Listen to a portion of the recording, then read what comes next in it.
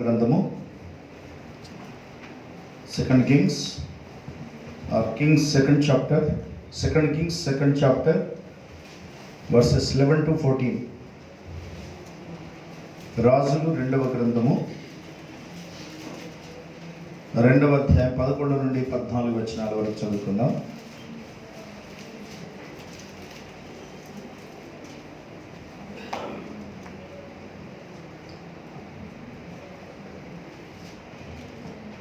వారు ఇంకా వెళ్ళుచు మాట్లాడుచుండగా, ఇదిగో అగ్నిరథమును అగ్నిగుర్రములను కనబడి వీరిద్దరిని వేరు చేసెను. అప్పుడు ఏలియా సుడిగాలి చేత ఆకాశమునకు ఆరోహణమాయెను. ఎలీషా అది చూచి, నా తండ్రి, ఇశ్రాయేలు వారికి రథమును రౌతులను నీవే అని కేకలు వేసెను. అంతలో ఏలియా అతనికి మరలా కనబడకపోయెను. అప్పుడు ఎలీషా తన వస్త్రమును పట్టుకొని 2 తునకలుగా చేశాను. మరియు ఏలియా దుప్పటి క్రింద పడగా అతడు దాన్ని తీసుకొని యోర్దాను ఒడ్డునకు వచ్చి నిలిచి ఒంటి మీద నుండి క్రింద పడిన ఆ దుప్పటిని పట్టుకొని నీటి మీద కొట్టి, ఏలియా యొక్క దేవుడైన యెహోవా ఎక్కడ ఉన్నాడనను.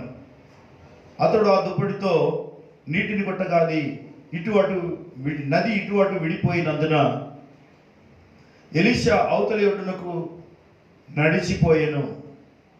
ప్రభు ఈ వాక్య భాగమును దీవించునుగాక. తలలు వంచుదాం. పరిశుద్ధుడైన పరలోకపు తండ్రి, వాక్యము సత్యము జీవమైన యేసయ్య మీకు స్తోత్రాలు వందనాలు చెల్లిస్తున్నాం.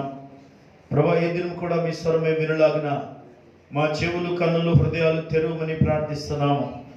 మీ సన్నిధి మా మధ్యలో ఉన్నది కనుక బలమైన ఆత్మ కార్యములు మేము చూడగలుగునట్లు ప్రభా మా అంతరంగాలు శుద్ధి చేయండి. నీ ఆత్మ మా మీద నిలుచున్నట్లు మాలో గొప్ప విశ్వాసం నింపమని ప్రార్థిస్తున్నాం. ఈ వాక్యం వినుచుండగా మా విశ్వాసం అధికమవును గాక. వాక్యములోని శక్తిని, మహిమను, ప్రభావమును బయలుపరచమని సాతానిక అధికారమంతటిని బంధించి పరిశుద్ధాత్మ అభిషేకం అధికారం కింద మీ స్వరమే మేము వినులాగిన మమ్మల్ని దర్శించమని మాతో మాట్లాడమని యేసుక్రీస్తును నీ నామములో ప్రార్థిస్తున్నాము తండ్రి, ఆమేన్. కూర్చోండి.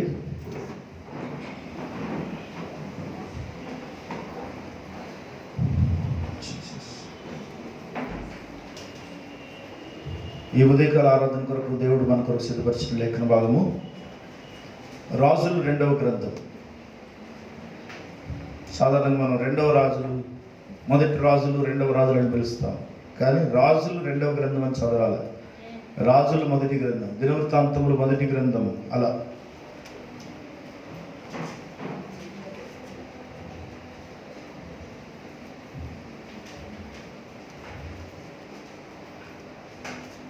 చదువుబడిన వాక్య భాగం బట్టి దేవునికి వందనాలు.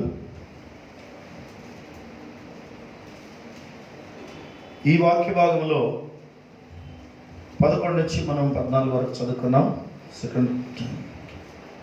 Second chapter. ప్రవక్త అయిన ఏలియా మరియు ఎలీషా వారి మధ్య జరిగిన ఒక గొప్ప సంఘటన. 2వ అధ్యాయం మొదటి వచనం ఒకసారి చదువుదాం.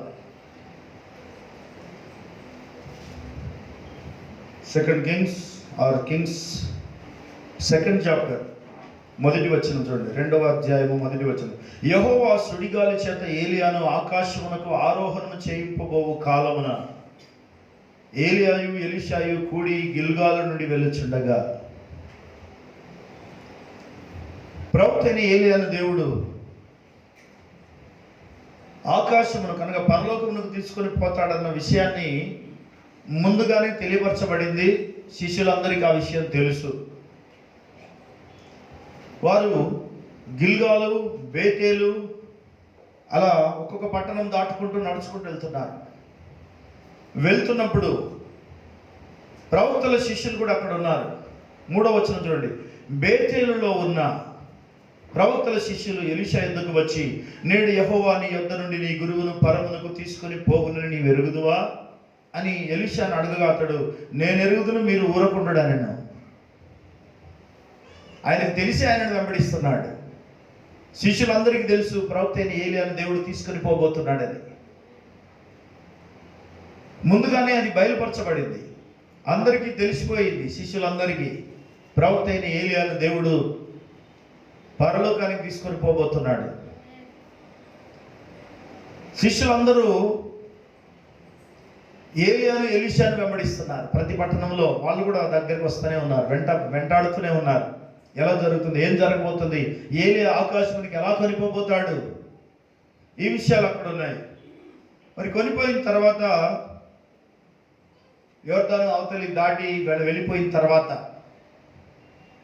ఒక మాట అన్నాడు.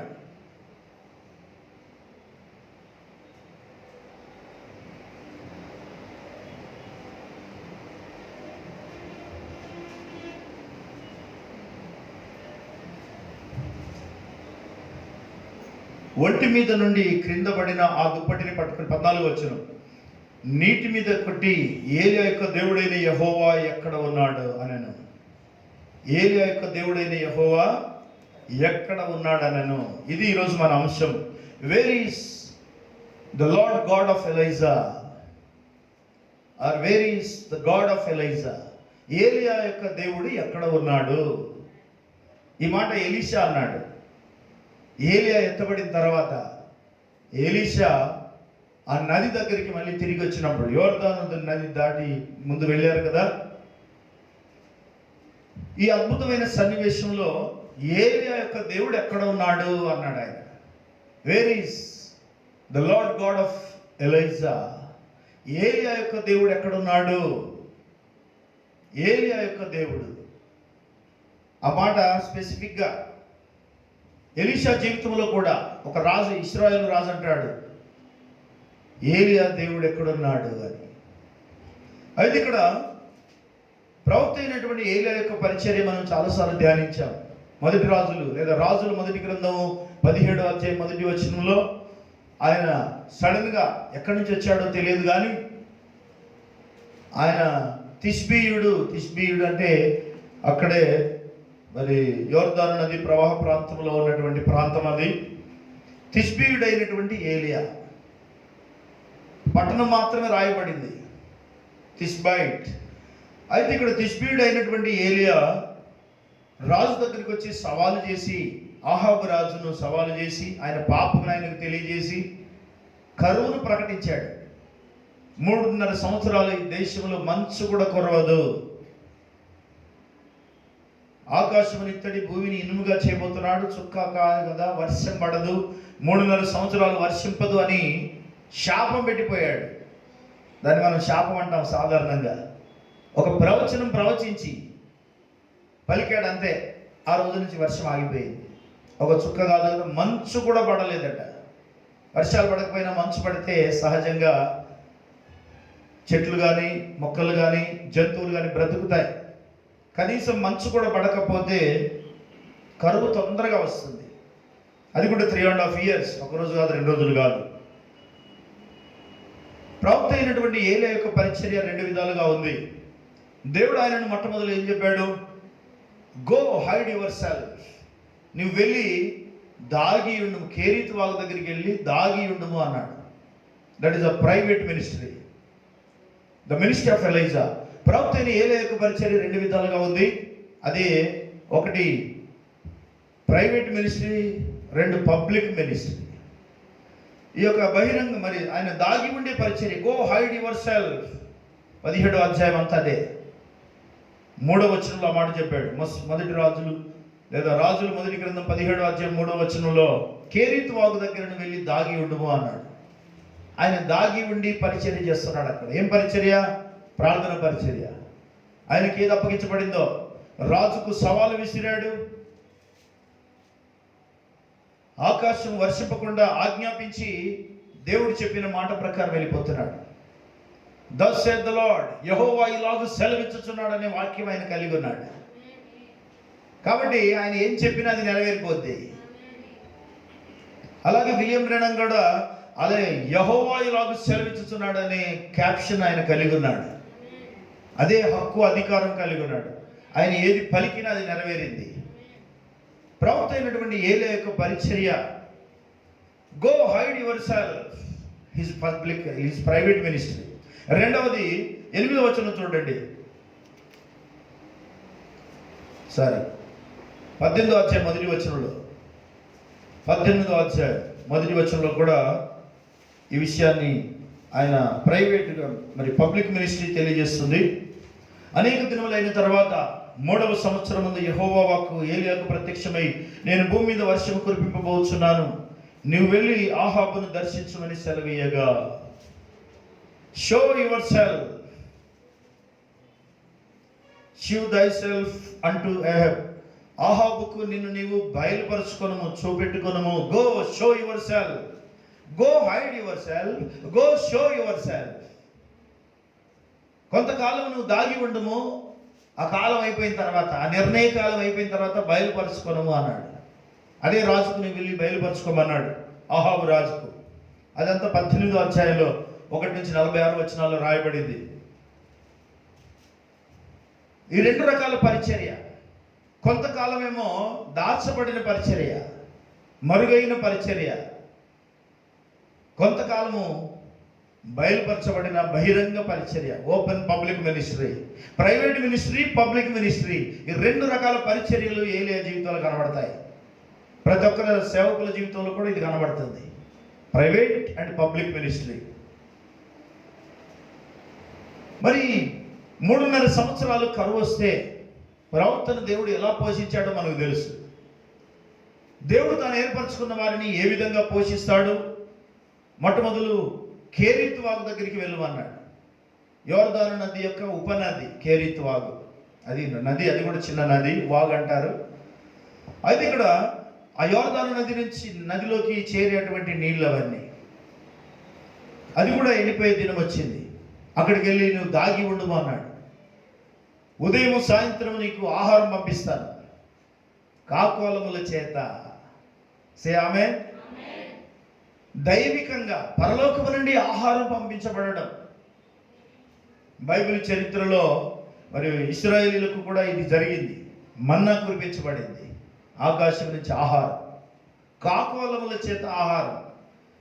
ఏది అసాధ్యమో అది దేవుడు సాధ్యపరుస్తున్నాడు. కాకులు మనకు మాంసం రొట్టెలు తెచ్చి ఇవ్వమంటే అవి ఇవ్వవు. వాటికి చిన్నపిల్లల చేతిలో నుంచి అవి ఎగరేసుకొని వెళ్ళిపోతాయి. అవసరమైతే పెద్దవాళ్ళ చేతిలో ఉంటే కూడా మనం వాటిని చూస్తుంటే ఇటు వేసుకొని వెళ్ళిపోతాయి. కాకులకు మాంసం రొట్టె అంటే అంత ఇష్టం. కానీ దేవుడు వాటి చేతనే ప్రవక్తను పోషిస్తున్నాడు. ఏది అసాధ్యమో అది సాధ్యపరుస్తాడు. ఇది జరగదు అనుకుంటే అది దేవుడు అయితే జరిగిస్తాడు. ఇది కాదు అంటే దేవుడు అది జరిగిస్తాడు. దేవుడికి అసాధ్యమైంది ఉండదు. ఎందుకంటే ఆయన సృష్టికర్త. ఈ సృష్టిలో ప్రతిదీ కూడా ఆయనకు లోబడుతుంది, లోబడాలి. పంచభూతాలు ఆయన మాటకు లోబడతాయి, సూర్యచంద్రులు ఆయన మాటకు లోబడ్డాయి. ఆగమంటే ఆగిపోవాలి, సాగమంటే సాగిపోవాలి. అయితే ఇక్కడ కేర్ టేకింగ్ గాడ్, మన దేవుడు మన గురించి జాగ్రత్త తీసుకునే దేవుడు. Is the care taker. ప్రవక్త జీవితంలో అదే జరిగింది. నీళ్లు, ఆహారం, కాకోలముల చేత, అదొక సూపర్ న్యాచురల్ ఈవెంట్, సృష్టిలో అతీతమైన కార్యం. కేరీతు వాగు దగ్గరికి వెళ్ళి ఉదయం సాయంత్రము మరి అవి ఆహారం అందిస్తున్నాయి ప్రవక్తకు. టైం టేబుల్ పెట్టాడు వాటికి. 1 రోజు కాదు, 2 రోజులు కాదు, ఆ వాగు ఎండిపోయేదాకా. ఎన్ని రోజులు సాగిందో తెలియదు, కానీ వర్షం లేకపోతే వాగులు ఎండిపోతాయి. వాగులు ఎండిపోయాయి అంటే యోర్దాను నది కూడా ఎండిపోయి ఉంటుంది, యోర్దాను కూడా ఎండిపోయి ఉంది. కాబట్టి ఇక నీళ్లు లేవు. తర్వాత దేవుడు ఆయనను ఒక సారిపోత విధవరాల దగ్గరికి, ఆ నీళ్ళు ఎప్పుడైతే ఎండిపోయి అక్కడ ఆ నీళ్ళు ఆగిపోయినవో వెంటనే అడ్రస్ మార్చేశాడు. అనదర్ సూపర్ న్యాచురల్ ప్రొవిజన్, మరొక దైవిక సమకూర్పు. పరలోకం నుండి పేద విధవరాలు సారిపోత అనే గ్రామానికి వెళ్ళమన్నాడు. అక్కడ నేను ఆమెతో చెప్పాను, నీవు అక్కడికి వెళ్ళు. ఇద్దరికి చెప్పాడు, 2 sides, ఇద్దరికి బోధించి పంపించాడు. 3.5 సంవత్సరాలు మరి అంటే ఒకవేళ బహుశా 6 నెలలు వాగు ఎండిపోయిందేమో, 3 ఏళ్ళు మాత్రం ఆమె దగ్గర ఉన్నాడు. ఆఫ్టర్ 3 years అనే ఒక మాట ఒక చోట రాయబడింది. 3 సంవత్సరాలు అక్కడ కొంచెం పిండి, కొంచెం నూనె, కొంచెం నీళ్లు. 3 సంవత్సరాలు వారి కరువు తీరేంత వరకు, వర్షం మళ్ళీ పడి పంటలు పడేంత వరకు వారి ఆహారము దేవుడు సమకూర్చాడు. ఏలియా జీవితంలో మరొక 3వసారి కనబడిన సహాయం ఏంటంటే దేవదూత ద్వారా పోషించబడ్డాడు. 1 కాకుల ద్వారా, 2 పేద విధవరాల ద్వారా, 3 దేవదూతల ద్వారా ఆహారం అనుగ్రహించబడింది. ఆయన మామూలు మనిషి కాడు. శరీరాన్ని బట్టి చూస్తే ఆయన మామూలు మనిషే, కానీ దేవుని బట్టి చూస్తే దేవుడే ఆయన కొరకు అన్నీ సమకూరుస్తున్నాడు. ఈయనేం అడగలేదు ఆహారం కావాలి ఎట్లా అని. God was providing everything. Amen. దేవుని చిత్తం నెరవేర్చేవానికి వాటంతట అవే వెంట వస్తాయి. ఆయన ఏం వెతకలేదు, ఆహారం లేదు ఎట్లా ప్రభువా, నా పని ఏంది, నన్ను ఎందుకు పిలిచావు అని ఎప్పుడు అడగలేదు. ఆయన అడగడు, ఆజ్ఞాపిస్తాడు. ఆమేన్. దేవుడు ఆయనకు అన్ని సమకూర్చి జరిగించాడు. ప్రవక్త యొక్క జీవితాన్ని, ఏలియా జీవితాన్ని బైబిల్ చరిత్రలోనే చాలా అత్యంత ప్రాముఖ్యమైన జీవితంగా మనం చూడవచ్చు. Very powerful. అలాగే యెషయా గ్రంథం 48:17లో దేవుడు మన పట్ల కూడా, అనగా ఆయన యందు విశ్వాసం ఉంచిన వారి పట్ల, యెషయా గ్రంథము 48వ అధ్యాయం, ఐజాయా 48:17, నీ విమోచకుడును ఇశ్రాయేలు పరిశుద్ధ దేవుడునైన యెహోవా ఈలాగు సెలవిచ్చుచున్నాడు, నీకు ప్రయోజనం కలుగునట్లు నీ దేవుడినైన యెహోవానగు నేనే నీకు ఉపదేశం చేయుదును, నీవు నడవలసిన త్రోవను నిన్ను నడిపించుదును. మన త్రోవలు ఆయనకు అప్పగించుకుంటే ఆయన నడిపిస్తాడు. ప్రభు మనల్ని నడిపిస్తాడు. నీ విమోచకుడు ఇశ్రాయేలు పరిశుద్ధ దేవుడైన యెహోవా ఇలాగు సెలవిస్తున్నాడు, నీకు ప్రయోజనము కలుగునట్లు నీ దేవుడైన యెహోవానగు నేను నీకు ఉపదేశము చేయుదును, నీవు నడవలసిన త్రోవను నిన్ను నడిపించుదును. నీకు ఉపదేశము చేయుదును. I will teach you, I will guide you. Thy God which teacheth thee to profit, which leadeth thee by the way that thou shouldest go. నీవు వెళ్ళవలసిన మార్గము, నీవు నడవలసిన మార్గం నీకు బోధిస్తాను. అంటే మేము రోజు పనులు చేసుకుని ఆ పనుల గురించే చెప్పలేదు ఆయన. మన ఆత్మీయ జీవితం ఏ రూట్లో వెళ్ళాలి, ఏ వర్తమానం నమ్మాలి, ఏది నమ్మాలి, ఏది నమ్మకూడదు, ఒక సత్యమైన మార్గము నేను నీకు బోధిస్తున్నాను. తెలియని మరుగైన క్రొత్త సంగతులు నేను నీకు బోధిస్తున్నాను. హల్లెలూయా. దేవునికి మహిమ కలుగును గాక. 6వ వచనం చూడండి, ఐజాయా 48:6, నీవు ఆ సంగతి విని ఉన్నావు, ఇదంతయు ఆలోచించుము, అది నిజమని మీరు ఒప్పుకొనవలెను కదా. తెలియని మరుగైన క్రొత్త సంగతులు ఇక మీదట నీకు తెలియజేయుచున్నాను. అవి పూర్వకాలమున సృజింపబడినవి కావు, అవి ఇప్పుడు కలిగినవియే. అవి నాకు తెలిసే ఉన్నవని నీవు చెప్పకుండానట్లు ఈ దినమునకు ముందు నీవు వాటిని విని ఉండలేదు. ఆమేన్. అవి నీకు వినబడనే లేదు, నీకు తెలియబడనే లేదు, పూర్వము నుండి నీ చెవి తెరవబడనే లేదు. నీవు అపనమ్మకస్తుడవై నీ తల్లి గర్భమున పుట్టినది మొదలుకొని తిరుగుబాటు చేయవాడవని అనిపించుకుంటేవని నాకు తెలియను.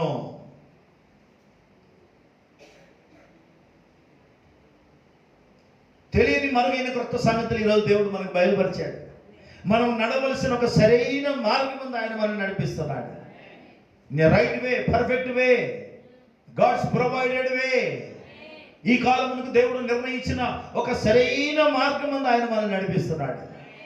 అంత్యకాల వర్తమానం అనేది, ఈ గడియ వర్తమానం, ఈ చివరి గడియ వర్తమానం, this is the message of the hour in which we are led by God. దేవుని చేత నడిపించబడుతున్న ఒక మార్గం ఇది, సత్య మార్గం. దీన్ని సవాలు చేసే వాళ్ళు ఇప్పటి వరకు పుట్టలేదు, పుట్టబోరు. Because it is truth. సత్యమును దేవుడు మనకు అనుగ్రహించడం వలన మనం దీన్ని కలిగి ఉన్నాం. తెలియని మరుగైన సంగతులు పూర్వకాలంలో అవి సృజింపబడలేదు, అవి ఇప్పుడు కలిగినవియే. చాలా మంది అంటారు, మిగిలిన సంఘాలకు అన్నిటికీ ఎందుకు తెలియదు, ఇవన్నీ తెలియవా, వాళ్ళకి ఎందుకు తెలియదు, మరి మీకే ఎలా తెలిసిందంటే ఇది కారణం.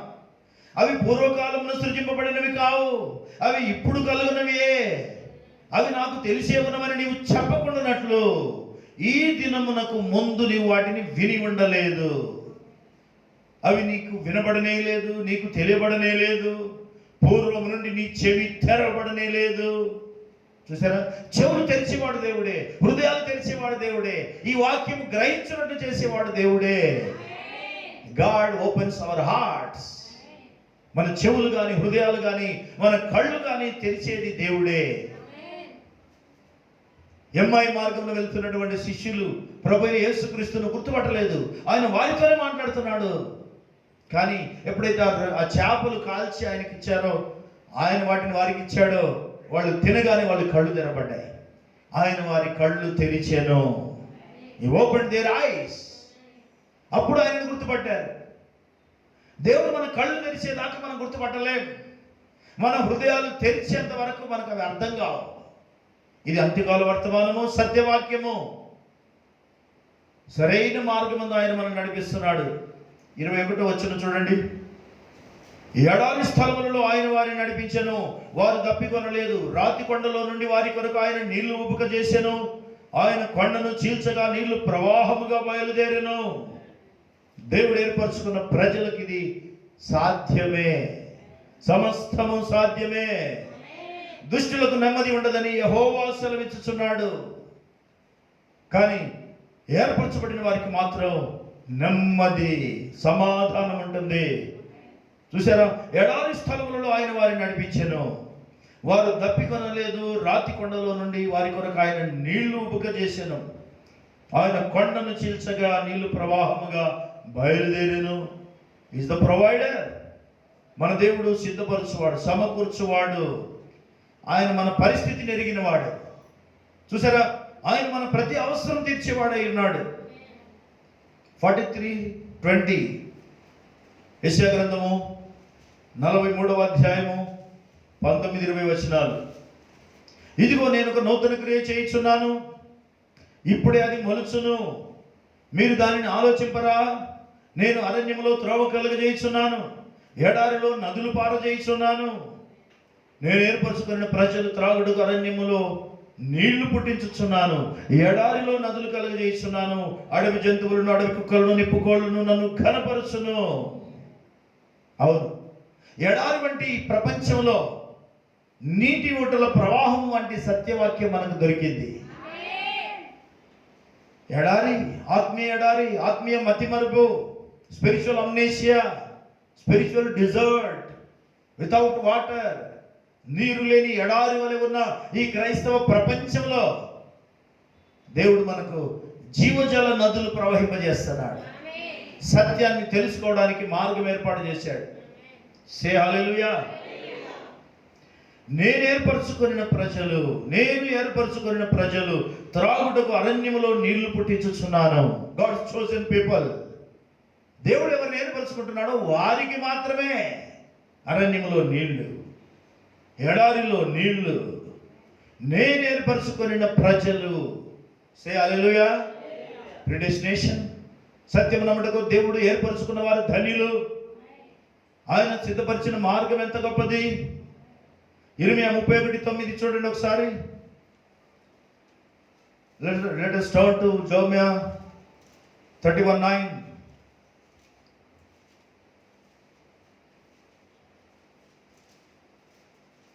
వారు ఏడ్చుచూ వచ్చెదరు, వారు నన్ను ప్రార్థించుచుండగా నేను వారిని నడిపించుదును. వారు తొట్టిల్లకుండా చక్కగా పోవు బాటను, నీళ్ల కాలువల యొద్ద వారిని నడిపించును. ఇశ్రాయేలునకు నేను తండ్రిని కానా? ఎఫ్రాయిము నా జ్యేష్ఠ కుమారుడు కాడా? ఆమేన్. ఇశ్రాయేలుకు నేను తండ్రిని కానా? yes, God is our father. మన శారీరక తండ్రి కంటే ఈ ఆత్మీయ తండ్రి, సృష్టికర్త అయిన తండ్రి మనకు ఎక్కువ, అందరికంటే ఎక్కువ, అన్నిటికంటే ఎక్కువ.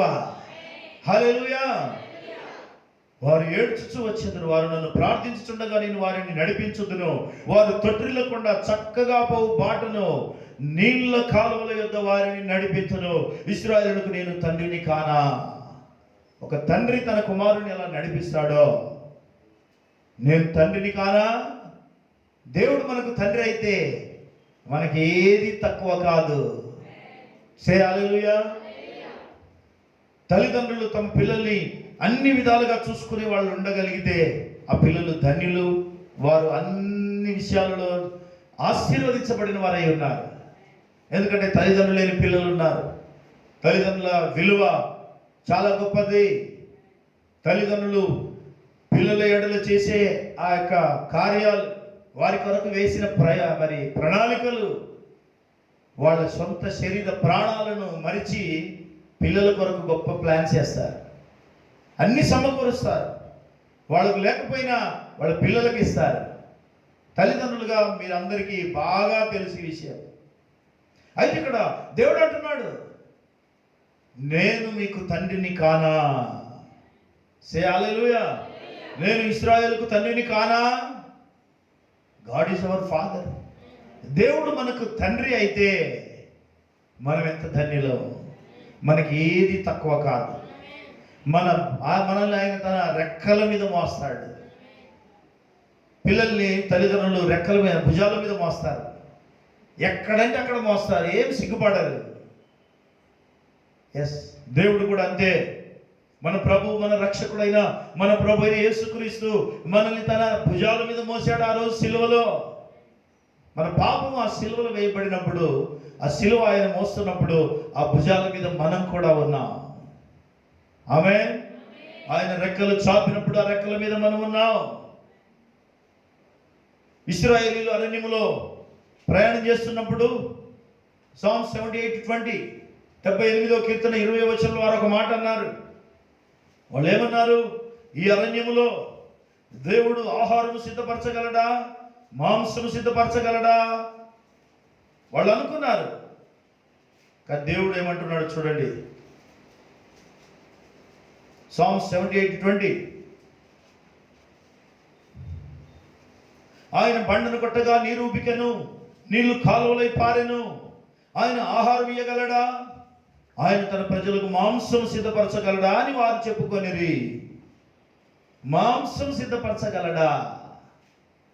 ఇది సహజంగా మనుషులు అనుకునే ఆలోచన. వాళ్ళు అనుకున్నారో లేదో, వాళ్ళు ఎన్ని రోజులు తిననంత పక్షులను, సముద్ర పక్షులన్నిటినీ వాళ్ళ పాలెం చుట్టూ చేశాడు. బండలో నుంచి నీళ్లు, ఆకాశం నుంచి ఆహారం, అరణ్యంలో మార్గము, సముద్రంలో నుంచి మాంసం తీసుకొచ్చాడు. పక్షులు, సముద్ర పక్షులన్నీ ఒక్కసారిగా గాలి వీచి వాళ్ళ పాలెంలో 2 అడుగులు ఎత్తుపడ్డాయి. 1 కాదు 2 కాదు. ఇయ్యగలడా అన్నారు అంతే. కొన్నిసార్లు నాకు కూడా ఇది జరుగుతుందా అనే ఆలోచన ఎప్పుడైతే వస్తుందో భయం వేస్తుంది. ఎందుకంటే దేవుడు చేస్తాడు కాబట్టి. చేయగలడా? దేవుడు చేయగలడా? హల్లెలూయా. ఆయన చేయగలడు. ఆయన చేయలేడు అనేది ఏమీ లేదు. ఆయన కొన్ని చేస్తాడు, కొన్ని చేయడు. కావాలనే చేయడు. కొన్ని ఏవి చేయాలో ఏవి చేయకూడదో ఆయనకి తెలుసు, మనకు తెలియదు. We don't know, we are his children. ఆయనకు మనకంటే బాగా తెలుసు కాబట్టి ఏవి చేయాలో ఏవి చేయకూడదు ఆయన చేయడు. అయితే ఆయన మనకు తండ్రి కాడా? అవును. దేవునికి మహిమ కలుగును గాక. హల్లెలూయా. మనం దేవుడు ఏర్పరచుకున్న ప్రజలమై ఉన్నాం. We are God's chosen children, chosen people of God. He will provide everything for us. మనం ఆయన మాట మీద నమ్మకం ఉంచాలి. మోషే అన్నాడు, వీళ్ళందరికీ గొర్రెల మేకలు అన్నీ చంపి ఎన్ని చేపలు లేదా ఎన్ని జంతువులను చంపితే వీళ్ళకి మాంసం పెట్టగలను నేను అని మోషే దేవుడితో అన్నాడు. దేవుడు అన్నాడు, యెహోవా బాహుబలము తక్కువైనదా? సంఖ్యాకాండం 11:21-23 వరకు. నంబర్స్ 11:21-23. యెహోవా బాహుబలము తక్కువైనదా? ఈరోజు ఆ బలం ఏంటో చూపిస్తాను అని చెప్పాడు. తెల్లవారేసరికి విస్తారమైన మాంసము, గాడ్స్ మైటీ హ్యాండ్, దేవుని యొక్క బలమైన హస్తము. ఈవెన్ ప్రాఫిట్ కూడా అక్కడ కలవరపడ్డాడు.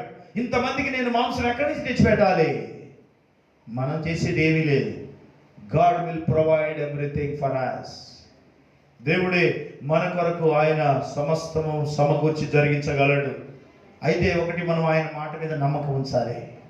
Must believe. ప్రవక్త అయిన ఏలియా యొక్క పరిచర్య పాత నిబంధనలో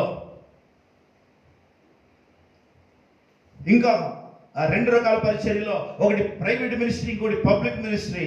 ఆ పబ్లిక్ మినిస్ట్రీ వచ్చినప్పుడు ఇశ్రాయేలీయుల దగ్గరికి వెళ్ళాడు.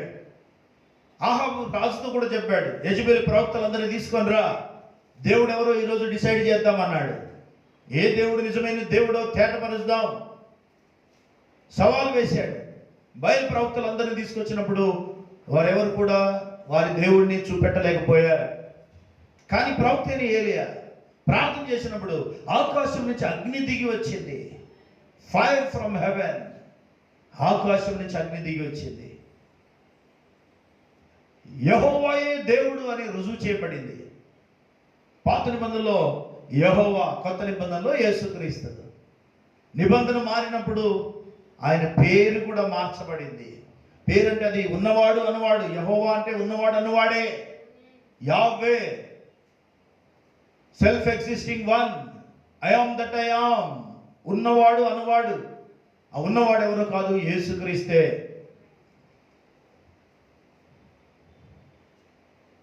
ఇశ్రాయేలీయుల దగ్గరికి వచ్చాడు.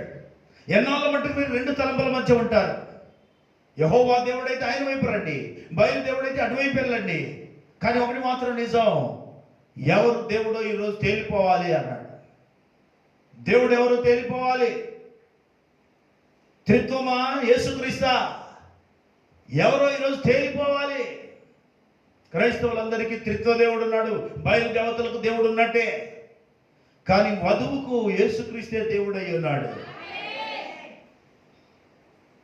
చాలా మంది త్రిత్వ సిద్ధాంతవాదులు సంఘాలు స్థాపించి దైవత్వాన్ని నామరూపాలు లేకుండా చేసేశారు.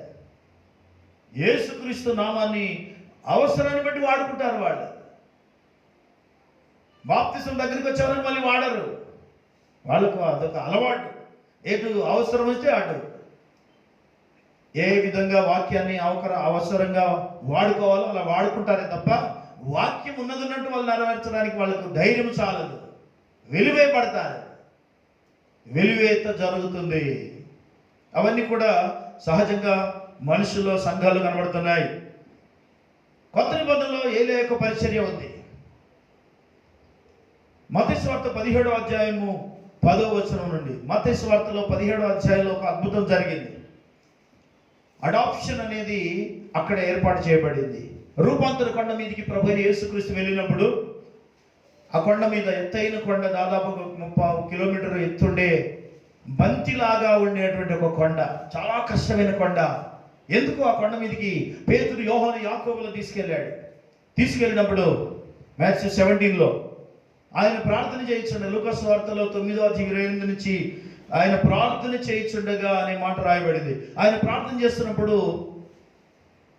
రూపాంతరం చెందాడు. నిజానికి ఆయన రూపాంతరం చెందుతున్నాడు. అక్కడ తన నిజస్వరూపాన్ని బయట పెడుతున్నాడు. తన మహిమ ఏంటో చూపెడుతున్నాడు. పేతురు, యోహాను, యాకోబులు భూలోక సాక్షులు. వెంటనే ఆయన ప్రార్థిస్తున్నప్పుడు పరలోకం నుండి మోషే ఏలియాలో వచ్చేసారు అక్కడికి. Moses and Elijah and Jesus Christ. ముగ్గురు పరలోకపు సాక్షులు, ముగ్గురు భూలోకపు సాక్షులు ఉన్నారు అక్కడ. ఏం చేస్తున్నాడు అక్కడ? ఈయన నా ప్రియ కుమారుడు, ఈయనందు నేను ఆనందిస్తున్నాను, ఈయన మాట వినుడి అని ఒక స్వరం ఆకాశం నుంచి వినబడింది. పుత్ర స్వీకారం జరుగుతుంది అక్కడ. Adoption is established. అడాప్షన్, పుత్ర స్వీకారము. ఈయన నా ప్రియ కుమారుడు, ఈయన యందు నేను ఆనందిస్తున్నాను. బాప్తిసం పొందినప్పుడు అదే స్వరం వినబడింది. మళ్ళీ అదే స్వరం వినబడింది. ఆ స్వరం ఆకాశం నుంచి వచ్చింది. అక్కడ యేసుక్రీస్తు మరియు యెహోవా అనే రెండు పాత్రలు అక్కడ కనబడుతున్నాయి. మూడో పాత్ర ఏం కనబడదు. బాప్తిసం ఇచ్చేటప్పుడు, బాప్తిసం పొందేటప్పుడు అప్పుడేం జరిగింది? ఆకాశం నుంచి ఒక స్వరం వినబడింది. ఈయన నా ప్రియ కుమారుడు, ఈయన యందు నేను ఆనందిస్తున్నాను, ఈయన మాట వినుడి అని ఒక వెలుగు ఆకాశం నుంచి వచ్చి ఒక స్వరం వినబడింది, ఒక వెలుగు వచ్చింది. రెండు వచ్చాయి. పావురం వలె వచ్చింది కానీ పావురం రాలేదు. Like lightning came upon him అని ఉంటుంది. లైట్, వెలుగు వచ్చింది, పావురం కాదు. దేవుడు పావురం లాగా చూపెట్టుకోలేదు ఎప్పుడు కూడా. పోలిక పావురం పరిశుద్ధతకు సూచన. గొర్రెపిల్ల సాత్వికానికి, భూజంతువులలో గొర్రెపిల్ల, ఆకాశ పక్షుల్లో పావురం సూచనగా ఉన్నాయి. ఆయన స్వభావానికి సూచన. ఇక పక్షిరాజు అయితే ఆయన రాజరికానికి సూచనగా ఉంది, రాజు కాబట్టి. అయితే ఇక్కడ పావురము వెలుగు అనమాట వచ్చింది. పావురం కాదు, పావురం వలె వెలుగు వచ్చింది. తెలుగులో ఆ వెలుగును మిస్ చేశారు.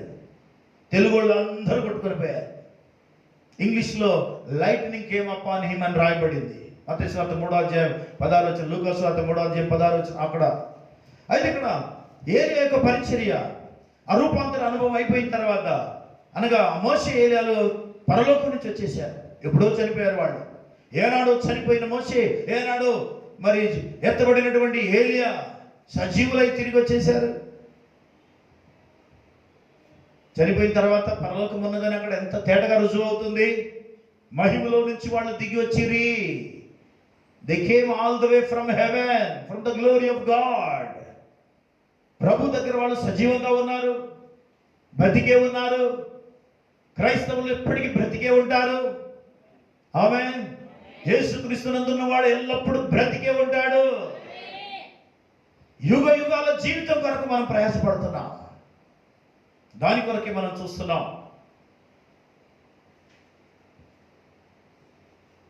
ఆ రూపాంతర అనుభవం అయిపోయిన తర్వాత ప్రభు అయిన యేసుక్రీస్తు ఏం చెప్పాడు చూడండి.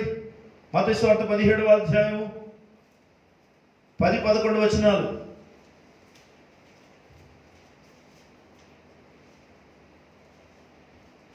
అప్పుడు ఆయన శిష్యులు, ఇలాగైతే ఏలియా ముందుగా రావాలని శాస్త్రులు ఎందుకు చెప్పుచున్నారని ఆయనను అడిగిరి. అందుకు ఆయన, ఏలియా వచ్చి సమస్తమును చక్కబెట్టిన మాట నిజమే. ఏలియా రావాలి, అన్ని చక్కబెట్టాలి, అది మాత్రం నిజం. ఏలియా వచ్చి సమస్తమును చక్కబెడతాడు. He will set right everything. మరి బాప్తిసం ఇచ్చే యోహానే ఒకవేళ ఏలియా మొదటి భాగమే ఆయన నెరవేర్చాడు, కానీ ప్రజలంతా అనుకున్నట్టు ఏలియా ఒకటేసారి రావాల్సి ఉంటే మరి అన్ని చక్కబెట్టేది ఎవరు? బాప్తిసం ఇచ్చే యోహానే ఏం చక్కబెట్టలేదు. బాప్తిస్మాన్ని ఇంట్రొడ్యూస్ చేశాడు ఆయన.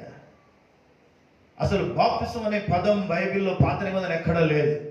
కొత్త నిబంధనలో మొట్టమొదటిసారి బాప్తిస్మాన్ని అనగా ప్రవక్తగా ఆయన కలిగి ఉన్నటువంటి దర్శనము, ఆయన కలిగి ఉన్న పరిచర్యను ఆయన స్థిరపరచడానికి వచ్చాడు. బాప్తిసం ఎంత ప్రాముఖ్యమైంది. నిన్న ఒక సహోదరుడు నాకు ఒక వీడియో పంపించాడు. నార్త్ ఇండియాలో బాప్తిస్మము వాళ్ళు తీసుకున్న విధానం చూసి నేను ఆశ్చర్యపోయాను. అంత మంచుగడ్డలు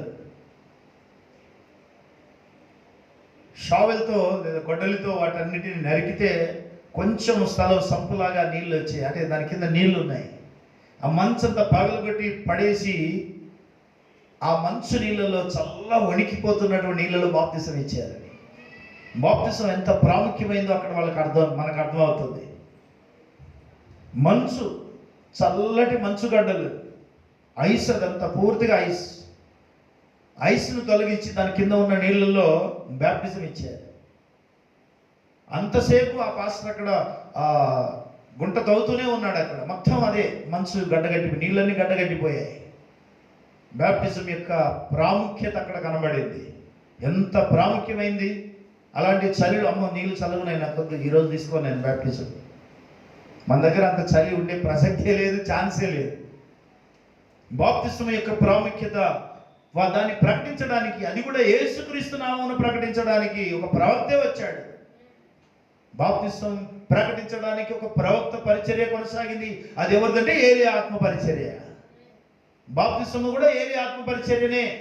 లూకా 1:17 ప్రకారం, లూక్ 1:17, ఏలియా యొక్క ఆత్మతో శక్తితో బాప్తిసం ఇచ్చి యోహాను వచ్చాడు. ఏలియా పరిచర్య. మరి ఇక్కడ మత్తయి 11, 14, 15 వచనాల్లో కూడా, మాథ్యూ 11:14,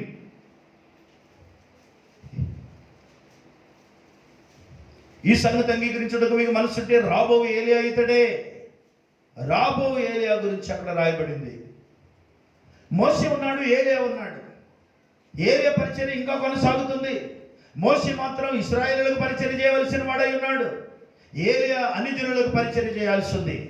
ఈరోజు ప్రపంచం అంతటికి ఏలియా ప్రవక్తగా ఉండవలసి ఉన్నది. ప్రవక్త అయిన ఏలియా పాత నిబంధనలోనే కాదు, ఆయన పరిచర్య కొత్త నిబంధనలో కొనసాగుతుంది. It is continuation. Even in the new testament ప్రవక్త అయిన మోషే అక్కడ ధర్మశాస్త్రానికి సూచనగా ఉన్నాడు. ఏలియా ఉన్నాడు జస్టిస్ మరి న్యాయానికి సూచనగా ఉన్నాడు, లా అండ్ జస్టిస్. అయితే యేసుక్రీస్తున్నాడు కృపకు సూచనగా ఉన్నాడు. Is the grace, law, justice, grace. మనము లా కింద ఉండలేము, జస్టిస్ కింద ఉండలేము. లా అంటే మనిషిని పాపంలో బంధిస్తుంది, పాపమును తెలియజేసి నువ్వు పాపివి పాపివి పాపివి అని శిక్షిస్తుంది. ఇక న్యాయము, దేవుని యొక్క చట్టం, దేవుని యొక్క న్యాయం ఏం చెబుతుంది? ప్రవక్తని ఏలియాను పట్టుకొని రమ్మని మనుషులు పంపాడు రాజు. ఒకసారి పర్వతం మీద ఉన్నాడు, రమ్మంటే నేను రాను, వాళ్ళనే ఇక్కడికి రమ్మను, రాజునే ఇక్కడికి రమ్మని చెప్పాడు ఆయన. రాజు ఏం చేశాడు? ఒక 50 మందిని పంపించాడు, ఆయన పట్టుకొని రండి అని.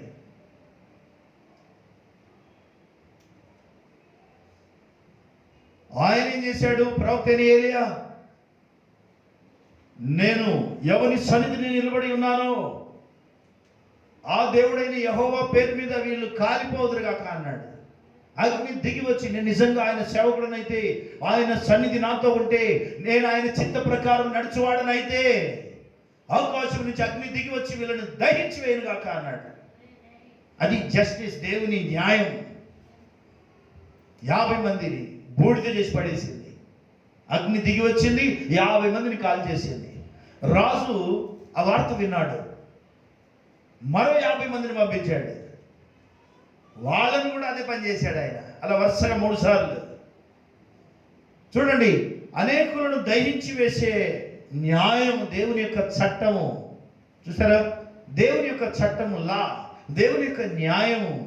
అంటే దేవుడు ఏం చెప్తున్నాడో దాన్ని వినకపోతే పనిష్మెంట్ వస్తుంది. అగ్ని కాల్చి పడేసింది. ప్రవక్త అయిన ఏలియా ఆకాశం నుంచి అగ్ని దించడంలో ఆయన మొదలుంటాడు. దహన బలిని, బలిపీఠాన్ని కాల్చింది కూడా అదే అగ్ని చేద్ద. తర్వాత అంతకు ముందు చూడండి, ఏలియా వచ్చి సమస్తమును చక్కబెట్టాలి. ఈరోజు మన సంఘంలో మనం తెలుసుకున్న సత్యం ఏంటంటే, ఏలియా పరిచర్య కొనసాగుట. 5 సార్లు భూమి మీద పరిచర్య జరగాలి. మొదటిసారి ప్రవక్త అయిన ఏలియా, రెండవసారి ఎలీషా మీదకి వచ్చిన ఏలియా ఆత్మ, మూడవసారి బాప్తిసం ఇచ్చే యోహాను, 4వసారి విలియం బ్రెన్హామ్, 5వసారి శ్రమల కాలంలో ఒక యూదుని మీదకి రాబోయే ఏలియా ఆత్మ పరిచర్య. ఈ 5-fold మినిస్ట్రీ ఆఫ్ ఎలైజా, ఏలియా యొక్క 5 సార్లు పరిచర్య భూమి మీద జరగాలి. కంటిన్యూషన్ ఇది జరగాలి.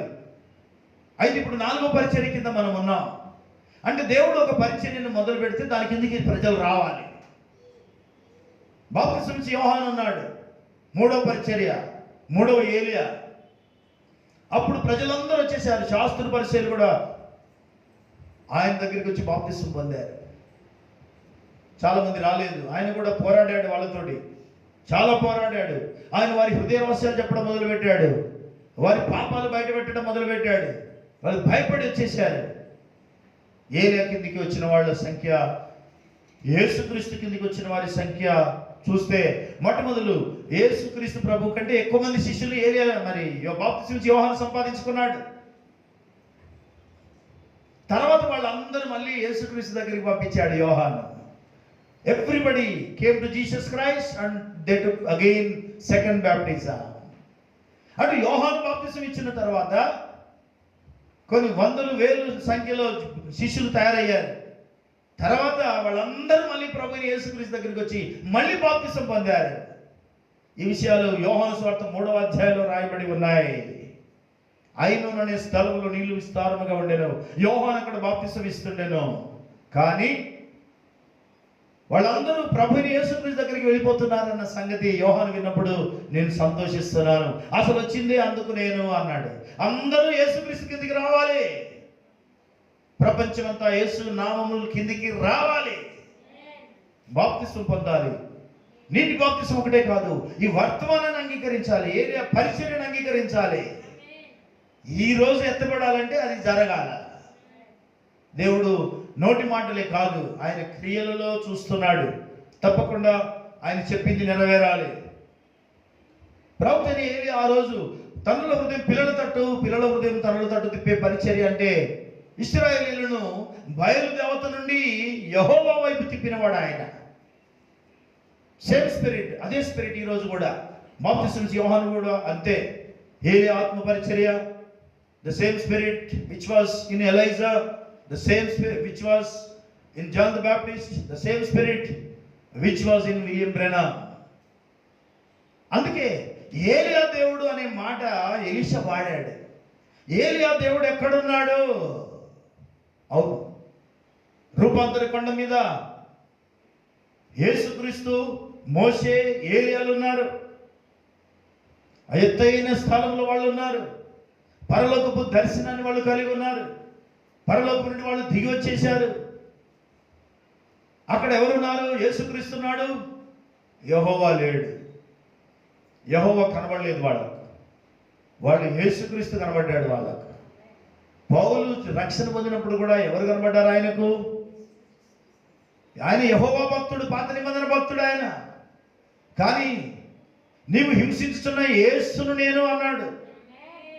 ఆ స్వరం విన్నప్పుడు ప్రభువా నువ్వెవరు అని అడిగితే నేను యేసును అన్నాడు ఆయన. అగ్నిస్తంభంగా కనబడ్డాడు. అది కూడా పిల్లర్ ఆఫ్ ఫైర్. పౌలును దర్శించింది అగ్నిస్తంభం. అనగా ఆ రోజు ఇశ్రాయేలు నడిపించిన అగ్నిస్తంభమే మళ్ళీ కనబడింది పౌలుకు. మోషేను నడిపించింది పౌలును నడిపిస్తుంది ఇక్కడ. Who is that? That is nothing but Jesus Christ. Amen. అందుకే రూపాంతర కొండ మీద మోషే దేవుడు, ఏలియా దేవుడు యేసుక్రీస్తు అయి ఉన్నాడు. మోషే దేవుడే యేసుక్రీస్తు, ఏలియా దేవుడే యేసుక్రీస్తు. ఏలియా యొక్క దేవుడు ఎక్కడున్నాడంటే ఇక్కడ ఉన్నాడు ఈరోజు. హల్లెలూయా. ఏలియా యొక్క దేవుడు ఇక్కడ ఉన్నాడు. మోషే దేవుడు ఇక్కడ ఉన్నాడు. రూపాంతర కొండ మీద ఉన్న ఆ దేవుడే పేతురు, యోహాను, యాకోబుల దేవుడై ఉన్నాడు. శరీరంలో ఉన్నాడు. ఆత్మలో బయటికి వచ్చిన తర్వాత ఆత్మలో ఉన్న దేవుడు అదే దేవుడై ఉన్నాడు. Same God. ఆయన ఇప్పుడు కూడా అదే విధంగా ఉంటాడు. సే హల్లెలూయా.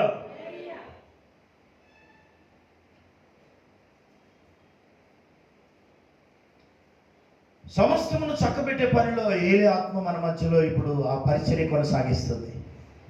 బాప్తిస్మం విషయంలోనే కాదు, ప్రతి మర్మము సంఘము ఏవేవి పోగొట్టుకున్నదో వాటన్నిటినీ 7వ దూత అనగా 4వ ఏలియా, సంఘకాలను బట్టి చూస్తే 7వ దూత, సంఘకాల దూతల వరుసలో చూస్తే.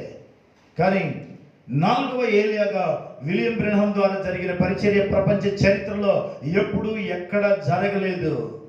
That is unique ministry, unique message. చాలా అద్భుతమైన పరిచర్య.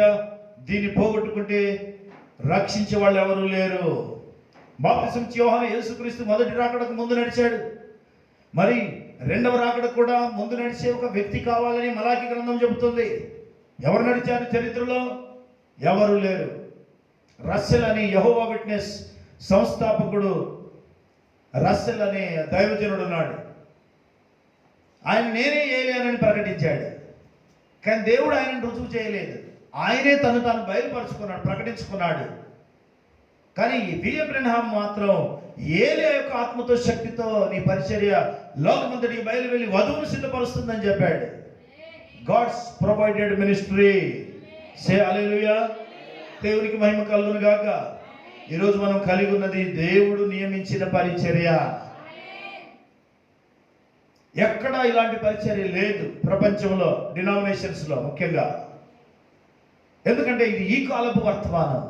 మునుపు ఉన్నదని నువ్వు చెప్పకుండానట్లు ఇవి కొత్త సంగతులు, తెలియని మరుగైన కొత్త సంగతులు నేను నీకు బయలుపరుస్తానని చెప్పాడు. తెలియజేస్తున్నాను అన్నాడు. అవును, దేవుడు మనతో మాట్లాడే పరిచర్య ఇది. బాప్తిసం యోహాను 6 నెలలు పరిచర్య చేశాడు, జస్ట్ 6 months. కానీ ప్రభువైన యేసుక్రీస్తు ఆయన గురించి గొప్పగా వర్ణించాడు. స్త్రీలు కనిన వారిలో బాప్తిసం యోహాను అంత గొప్పవాడు ఎవరూ లేరు అన్నాడు. మత్తయి సువార్త 11వ అధ్యాయం 12వ వచనం చూద్దాం. బాప్తిసం యోహాను దినములు మొదలుకొని ఇప్పటి వరకు పరలోక రాజ్యం బలాత్కారముగా పట్టబడుచున్నది, బలాత్కారులు దానిని ఆక్రమించుకొనుచున్నారు. 11వ వచనం మాథ్యూ 11:11. స్త్రీలు కనిన వారిలో బాప్తిసం యోహాను కంటే గొప్పవాడు పుట్టలేదని నిశ్చయముగా మీతో చెప్పుచున్నాను. ఆయనను పరలోక రాజ్యములో అల్పుడైన వాడు అతని కంటే గొప్పవాడు. More than the profit which is nothing but braid. ప్రవక్త కంటే గొప్పవాడు ఈ లోకంలో ఎవరున్నారంటే వధువే. ఆమేన్. వధువు ప్రవక్త కంటే గొప్ప స్థానంలో ఉండబోతుంది.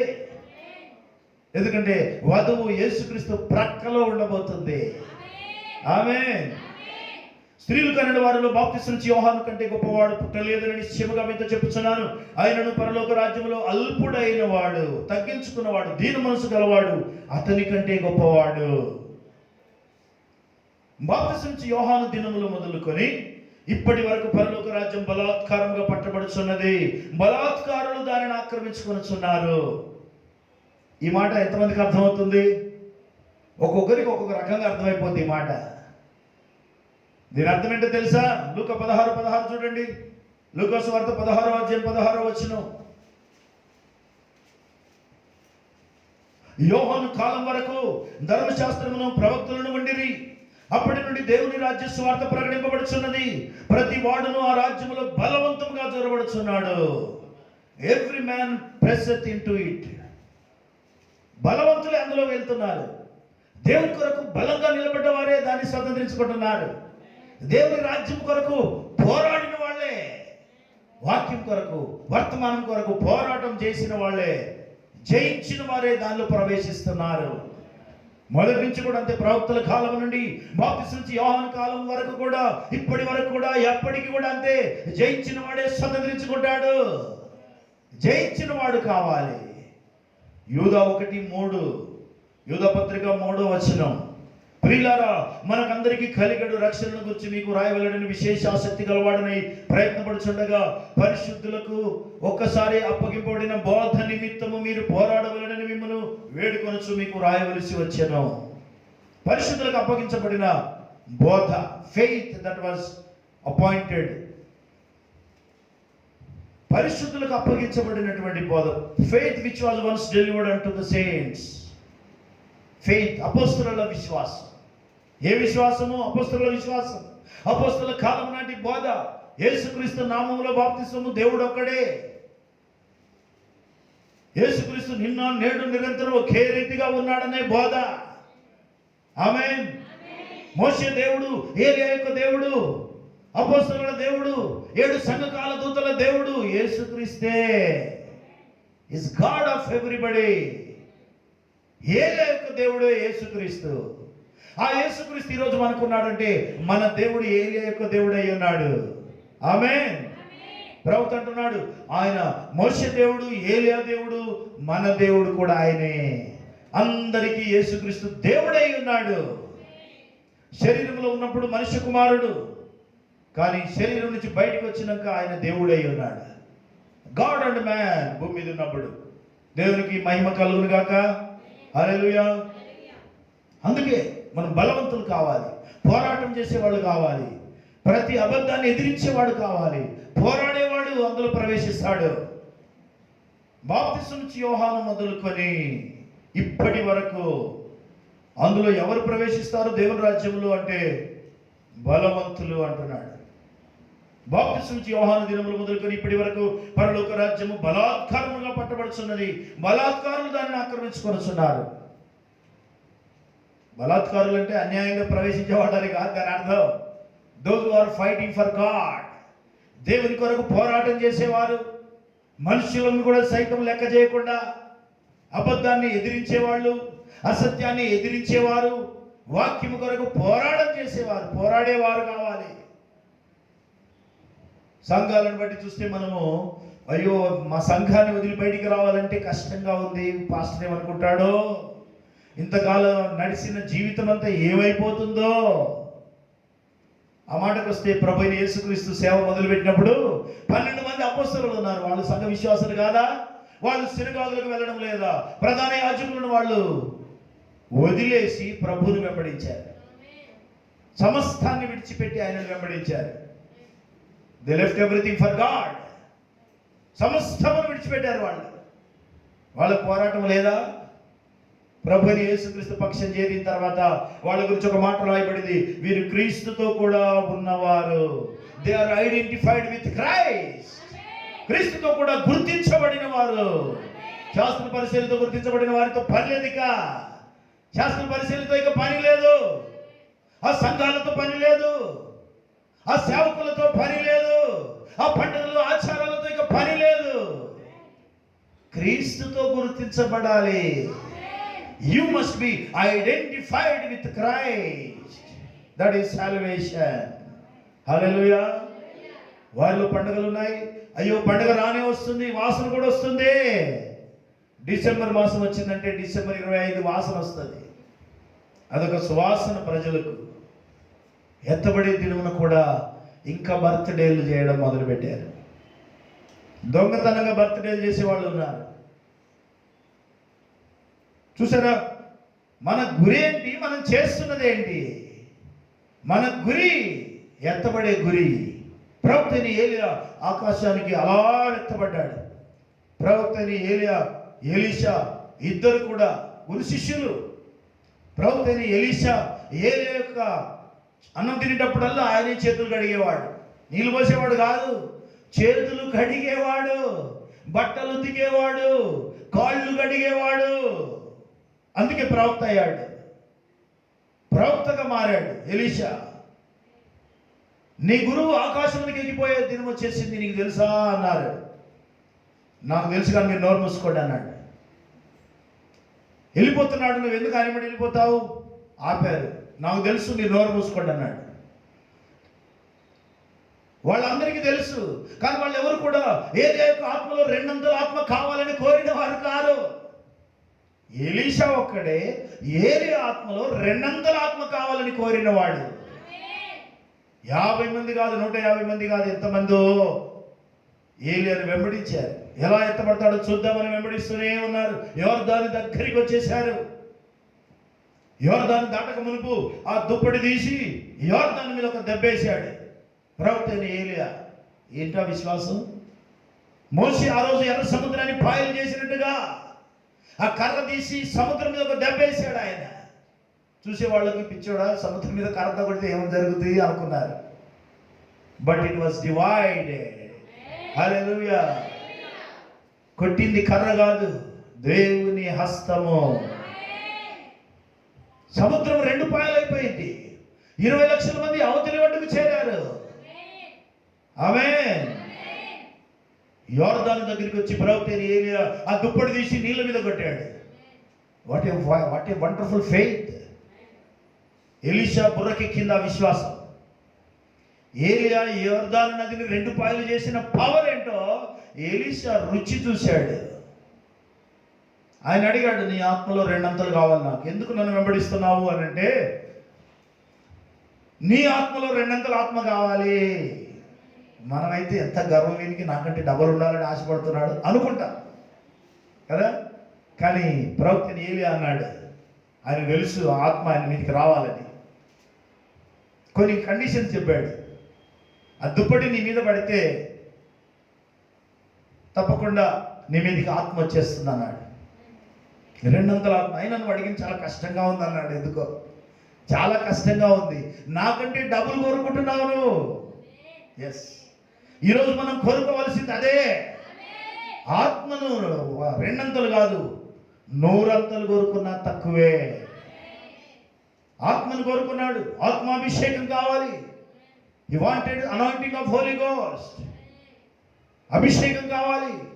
అది కూడా ఏలియా కంటే 2 అంతలు. చరిత్రలో చూస్తే బైబిల్లో ఏలియా 8 చేస్తే ఎలీషా 16 అద్భుతాలు చేశాడు. 2 అంతల ఆత్మ రుజువైంది. ఆయన ఆ యోర్దాను దాటి ఇద్దరు బయటికి వెళ్ళిన తర్వాత సుడిగాలు వచ్చి ఏలియాను ఎత్తుకొని పోగానే పైకి చూస్తున్నాడు. నా తండ్రి, నా తండ్రి, ఇశ్రాయేలుకు రథములు గుర్రములు నీవే కదా, నువ్వు పోతే మా పరిస్థితి ఏంటి అన్నాడు. ఇశ్రాయేలుకు రథములు గుర్రములు ఆయనే, యుద్ధం చేయవాడు ఆయనే. అంటే అన్ని ఇశ్రాయేలు ప్రజల మధ్య మరి అన్ని జాగ్రత్తలు తీసుకునేవాడు, వారి భారం మోసేవాడు, వారి కొరకు ప్రార్థన చేసేవాడు, ఆ ప్రజల కొరకు ఎన్ని పాటలైనా పడేవాడు, వారి భారం మోసేవాడు ఆయన. ప్రవక్త అంటే ఎవరో కాదు. Prophet is bearing the burdens of the people. ఒక సేవకుడు అంటే అంతే, ఒక సంఘం యొక్క భారం మోసేవాడు. ఆమేన్. ప్రవక్త అయిన ఏలియా వెళ్ళిపోయిన తర్వాత ఎలీషా ఒంటరి వాడయ్యాడు. అయితే ఆయన ఒంటరిగా ఉన్నానని భయపడలేదు, కానీ ఆ దుప్పటి భుజాన్ని వేసుకున్నాడు. మళ్ళీ రిటర్న్ వస్తున్నాడు. మళ్ళీ రిటర్న్ వచ్చినప్పుడు యోర్దాను అడ్డం వచ్చింది. ఈసారి ఏం చేయాలి మరి? ఇప్పుడు ఆయన దుప్పటి తీసి, అదే ఏలియా దేవుడు ఎక్కడున్నాడు, యోర్దాను 2 పాయలైపో. ఆమె ఏలియా దుప్పటి తీసి యోర్దాను కొట్టినప్పుడు అది 2 పాయలైంది. అదే దుప్పటి చేతిలో ఉంది. ఇప్పుడు యోర్దాను మళ్ళీ 2 పాయలవుతుందని ఆయన నమ్మాడు. అంతే. దుప్పటి తీసి ఒక దెబ్బ కొట్టాడు నీళ్ళ మీద. అప్పుడు ఆ మాట అన్నాడు 14వ వచనంలో, ఏలియా దేవుడు ఎక్కడున్నాడు. అవును, ఏలియా పోయినా ఏలియా దేవుడు అయితే ఉండే ఉంటాడు. హల్లెలూయా. ఏలియా ఉంటాడా? వెళ్ళిపోతాడు. ఏలియా దేవుడు మాత్రం ఎప్పుడూ ఉంటాడు. ప్రవక్తలందరూ వెళ్ళిపోతారు, ప్రజలందరూ వెళ్ళిపోతారు, మనుషులందరూ వెళ్ళిపోతారు, కానీ దేవుడు మాత్రం ఎప్పుడూ ఉంటాడు. హల్లెలూయా. Yes, God is with us everywhere, every time, forever and ever. మనుషులందరూ ఉంటారు, పోతారు, కానీ దేవుడు ఎప్పుడు మనతోనే ఉంటాడు. Jesus is with us forever. ఏలియా దేవుడు ఈరోజు మనతో ఉన్నాడు. మోషే దేవుడు ఇక్కడ ఉన్నాడు. అబ్రహాము దేవుడు ఇక్కడ ఉన్నాడు. అపొస్తలుల ప్రవక్తల దేవుడు ఇక్కడ ఉన్నాడు. ఈ స్థలంలో దేవుడు ఉన్నాడు. ఈ ప్రజలలో దేవుడు ఉన్నాడు. ఏలియా దేవుడు ఇక్కడ ఉన్నాడు. అయితే మళ్ళీ అవే అద్భుతాలు జరుగుతాయని ప్రభువైన యేసుక్రీస్తు ప్రవక్త ద్వారా ముందుగానే తెలియజేశాడు. అంత్య దినములలో మళ్ళీ దేవుడు దర్శించబోతున్నానని చెప్పిన మాట 7వ దూత ద్వారా అవే ఏలియా కార్యాలు, ఎలీషా కార్యాలు, అంతకంటే ఎక్కువ కార్యాలు ఆయన ద్వారా జరిగాయి. ఏలియా ద్వారా అనగా 4వ ఏలియా ద్వారా బైబిల్ చరిత్రని మార్చబడింది. చరిత్ర తిరగరాయబడింది. అద్భుతాలు, ఆశ్చర్య కార్యాలకు లెక్కలేదు. హృదయ రహస్యాలు బయలుపరచుట, ఎన్నో అద్భుతాలు, ఎన్నో సూచక్రియలు. ఏలియా దేవుడు ఇక్కడ ఉన్నాడు. ఒకరోజు ఒక సహోదరి ప్రవక్త అయిన విలియం బ్రానమ్ గారి దగ్గరికి ప్రార్థన చేసుకోవడానికి రేపు ఆయన దగ్గరికి వెళ్ళాలి, ఆపరేషన్ ఉంది అని డిసైడ్ చేసుకుంది. ఆ రాత్రి ఒక కల పడింది. ఆ కలలో ఆమె ఒక మైదానంలో నడుస్తుంది. ఎదురుగా ఒక పెద్ద పర్వతం ఉంది దూరాన. ఆ పర్వతం మీద పొడవాటి తెల్లటి గడ్డము, తల వెంట్రుకలు పెరిగి ఒక దుప్పటి, అంటే పొడవాటి అంగు, పొడవ అంటే లాంగ్ షర్ట్, పొడవైన అంగి తొడుక్కున్నటువంటి ఒక వ్యక్తి కనబడ్డాడు. ఆయన దగ్గరికి వెళ్ళి కాళ్ళ మీద పడింది. ఆమెకు అర్థమైంది ఏంటంటే ఆయన ప్రవక్త అయిన ఏలియా అని కలలో అర్థమైంది. ఆ రూపం చూసి ఏలియా అనుకుంది, sister Steffi, what do you want అని ఒక స్వరం వినబడింది. ఆయన మాట్లాడిన మాట, స్టెఫీ నీకేం కావాలి అని ఆయన పలికినప్పుడు స్వరం విలియం బ్రెన్హామ్ది. అది రూపం ప్రవక్త అయిన ఏలియా రూపం, స్వరము విలియం బ్రెన్హామ్ స్వరం. ఇంగ్లీష్లో మాట్లాడాడు. ఆశ్చర్యం. రూపం ఏలియా, స్వరం విలియం బ్రెన్హామ్. ఆ కళ గురించి నెక్స్ట్ డే ఆమె ఆయన దగ్గరికి వచ్చి కళ గురించి చెప్తున్నప్పుడు ఆపు నేను చెప్తానన్నాడు. ఆమేన్. ఆ కళ ఎలా మొదలైంది, ఏం జరిగింది, ఆ కళ మొత్తం మళ్ళీ ఈయన రిపీట్ చేసి చెప్పేశాడు. ఆమె చెప్పక మునిపే ఈయన మొత్తం చెప్పేశాడు. కళ భావం చెప్పగలిగే అభిషేకం ప్రవక్త మీద ఉంది. డ్రీమ్ ఆర్ విజన్ ఏదైనా పర్వాలేదు, రెండింటిని చెప్తాడు దేవుడు. అప్పటికప్పుడు ఆయనకు అవి బయలుపరుస్తాడు. ఏలియా దేవుడు ఎవరు? యేసుక్రీస్తే.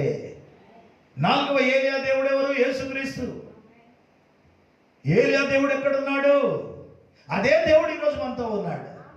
కాబట్టి ఈరోజు మనము అదే దేవుని శక్తిని చూడాలి. యేసుక్రీస్తు యొక్క శక్తి మనం అపరిమితంగా అనుభవించాలి. ఆమేన్.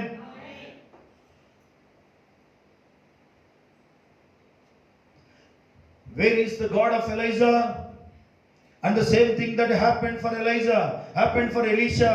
And the same gospel, the same power, the same Son of Man that was yesterday, is today, and will be forever. Hebrews 13:8. Do you believe it? ప్రవక్త అంటున్నాడు, అదే దేవుడు, అదే ఏలియాకు బలం ఇచ్చిన వాడే, same God is with us today. యేసుక్రీస్తు నిన్న నేడు నిరంతరం ఒకే రీతిగా ఉన్నాడు. ఈ same yesterday today and forever. Abraham ఇస్సాకు యాకోబుల దేవుడే యేసుక్రీస్తు. ఆమేన్. సే హల్లెలూయా.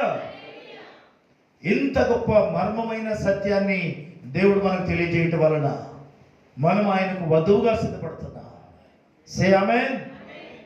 ప్రవక్త ఏలీ యొక్క పరిచర్య, ఆ ఎత్తబట్టు అనే ఆ అద్భుత కార్యం కూడా ఎంత గొప్పది. ఆ రోజే బయలుపరచబడింది ఎత్తబట్టు అనేది ఇలా ఉండబోతుందని. Rapture, preview of the rapture. ఎత్తబడి ఆ యొక్క సన్నివేశం, ఏలియా ఎలా ఎత్తబడ్డాడో మనం అలా ఎత్తబడబోతున్నాం. ఎత్తబడే దినం అద్భుతంగా ఉండబోతుంది. ఆమేన్. ఏలియా కొరకు ఒక సుడిగాలి, ఒక అగ్నిరథం, అగ్ని గుర్రాలు ఆకాశం నుంచి వచ్చాయి. మన కొరకైతే ప్రభు యేసుక్రీస్తు స్వయంగా రాబోతున్నాడు. The Lord himself shall come down. 1 Thessalonians 4:16 says, ప్రభు యేసే స్వయముగా ఆయనే దిగి రాబోతున్నాడు. అగ్ని రథాలు పంపడు, అగ్ని గుర్రాలు పంపడు. మహిమ గల దేవుడే తన వధువు కొరకు స్వయంగా రాబోతున్నాడు. The Lord himself will come down. ప్రభువే వస్తున్నాడు. మీరు సిద్ధంగా ఉండండి. మనమందరం సిద్ధంగా ఉందాం.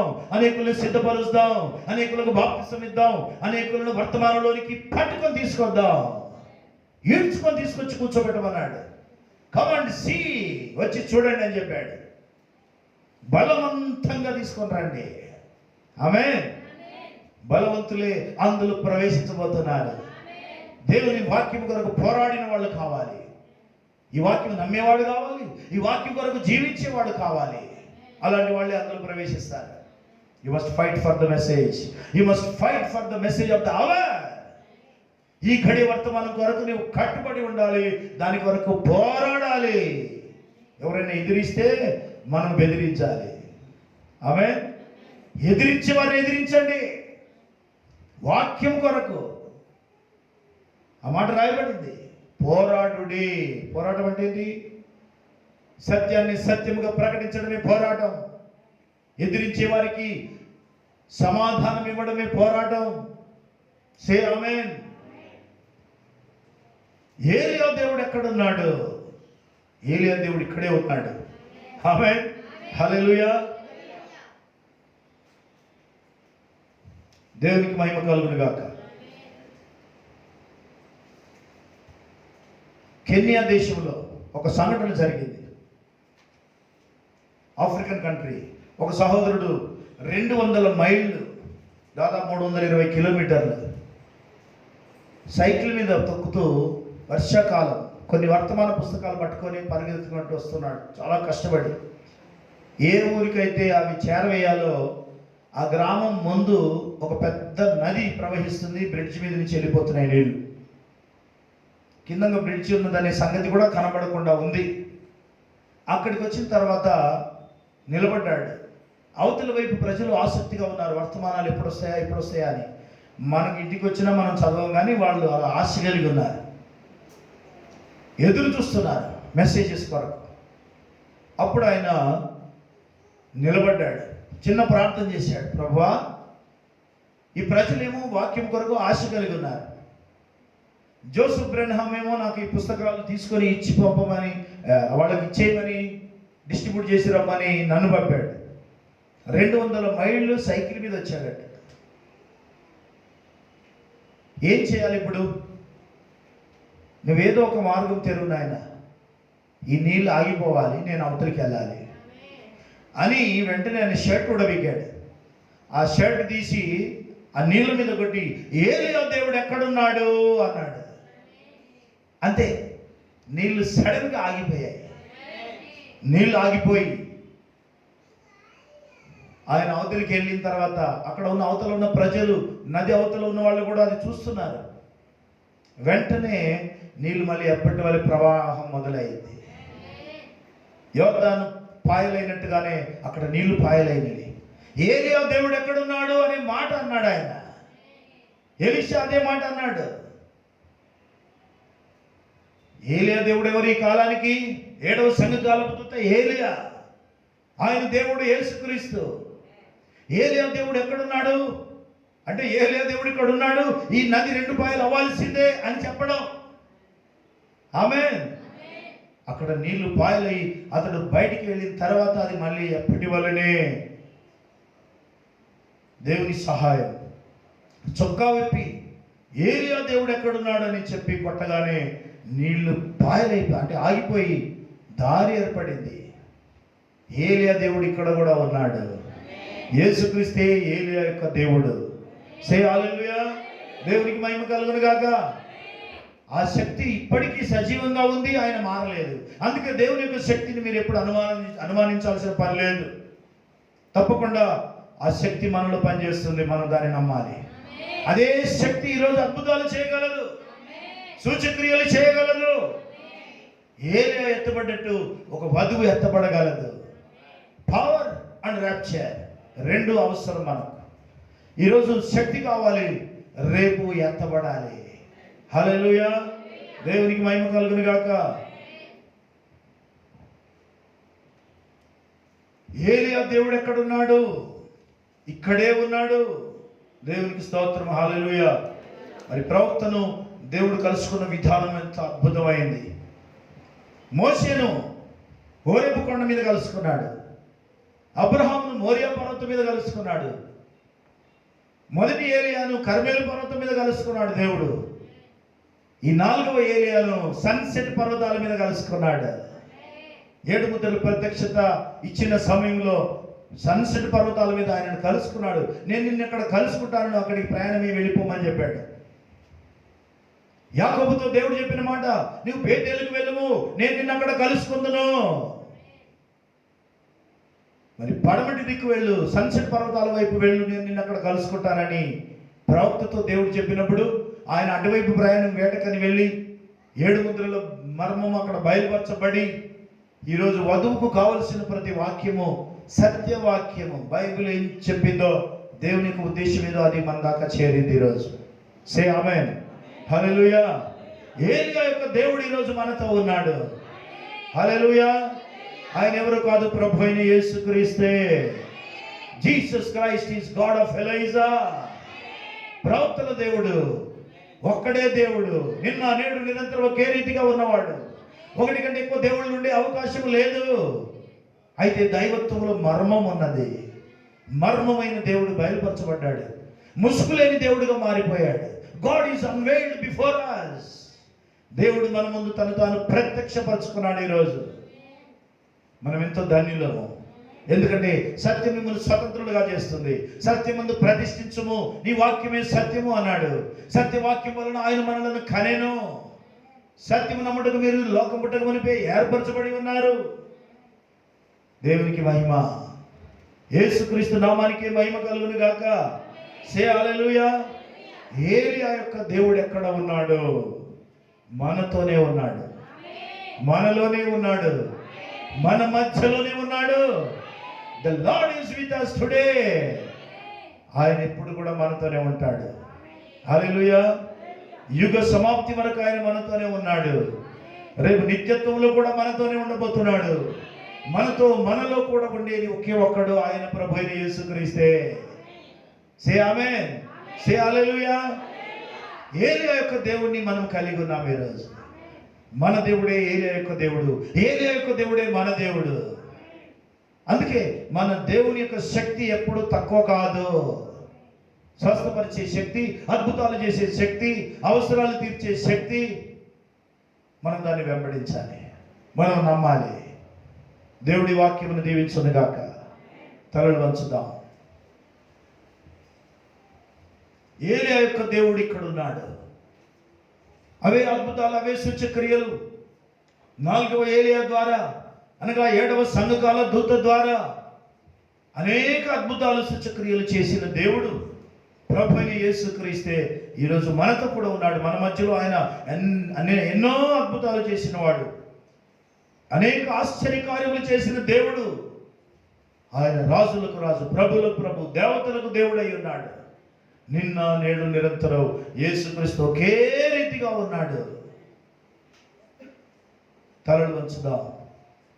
పరిశుద్ధుడైన పరలోకపు తండ్రి, ఆకాశ మహాకాశములలో పట్టజాలని తండ్రి, మోషే దేవుడు, ఏలియా యొక్క దేవుడు, ప్రవక్తల దేవుడు, అపోస్తలుల దేవుడు, సంఘకాల దూతల దేవుడు, మా ప్రవక్త దేవుడు, ప్రభా నీవు మాకు దేవుడువై మాకు తండ్రివై ఉన్నందుకు కృతజ్ఞతలు చెల్లిస్తున్నాము. ఇశ్రాయేలుకు నేను తండ్రిని కానా అని సెలవిచ్చినావు కనుక మా తండ్రివై మమ్మను మోస్తున్నందుకు, కాస్తున్నందుకు నీకు కృతజ్ఞతలు చెల్లిస్తున్నావు.